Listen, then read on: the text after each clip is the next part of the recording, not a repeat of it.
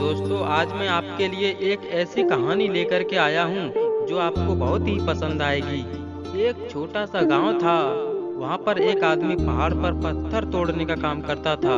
उसे अपनी जिंदगी से कोई गिला शिकवा नहीं थी। पूरे दिन वो काम करता, मेहनत करता और दिन के एंड में जो थोड़ा पैसा मिलता वो जा कर के अपने परिवार के साथ में गुजारा करता और चैन से सो जाता।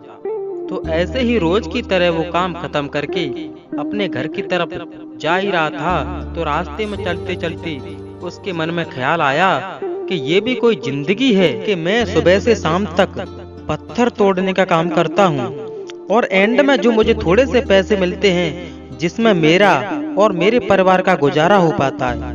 काश कहीं ऐसा हो जाए कि कहीं से मुझे एक ऐसी शक्ति मिल जाए कि जो भी मैं चाहता हूँ वो सच हो जाए। वो अपने घर पर गया और खाना खाया, लेकिन उसका ध्यान खाने की तरफ नहीं था। उसके दिमाग में यही ख्याल चल रहा था। उसके बाद वो यही सोचते सोचते सो गया। फिर नींद आने के कुछ देर बाद उसको एक सपना आया। सपने में उसने देखा कि वो रोज की तरह काम खत्म करके घर लौट रहा था, तो रास्ते में उसने एक बहुत बड़ा घर देखा। उसके मन में आया कि ये घर मेरा होता और मैं इस घर का मालिक होता, और वो इसके सोचते ही वो इस घर का मालिक बन गया। उसको यकीन ही नहीं हो रहा था कि जो उसने सोचा वो इस घर का मालिक बन चुका है। लेकिन उसकी खुशी ज्यादा देर तक नहीं टिक पाई, क्योंकि उसको एकदम से एक शोर सुनाई दिया। उसने अपने घर के बाहर देखा कि एक बहुत बड़ी रैली निकल रही है, जिसके बीचों बीच एक पॉलिटिशियन है जो ऐसे ऐसे करके हाथ हिला रहा है, और वहाँ जितने भी लोग खड़े थे उसके ही नाम के नारे लगा रहे थे। सब उसको देखने के लिए तड़प रहे थे। तब उसको ये एहसास हुआ कि मैं कितना छोटा हूँ इसके आगे। और फिर उसके अंदर से एक और ख्याल उठा।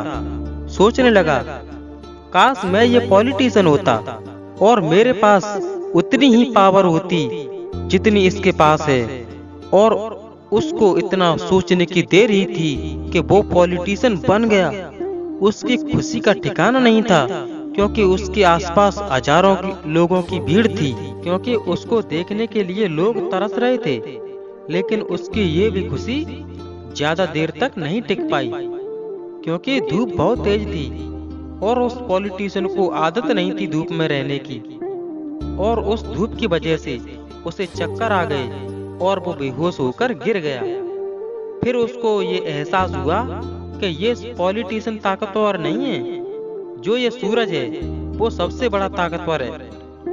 और उसके मन में आया कि ये काश मैं सूरज बन जाऊं, तो मेरे पास मेरे आगे कोई नहीं टिक पाएगा।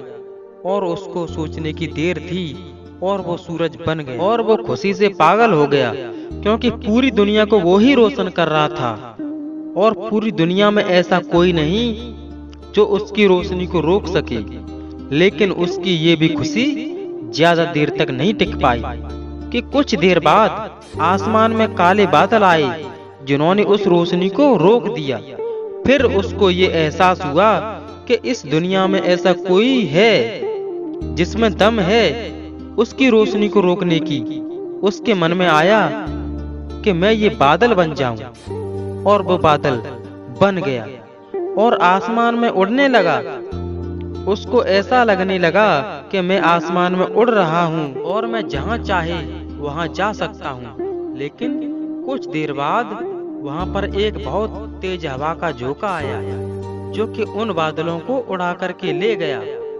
फिर उसको समझ आया, जो ये बादल हैं सूरज की रोशनी को तो रोक सकते हैं, लेकिन हवा को नहीं रोक सकते, कि हवा उनको उड़ा करके ले जाती है। फिर उसके मन में आया कि काश मैं ये हवा बन जाऊं, और वो हवा बन गया।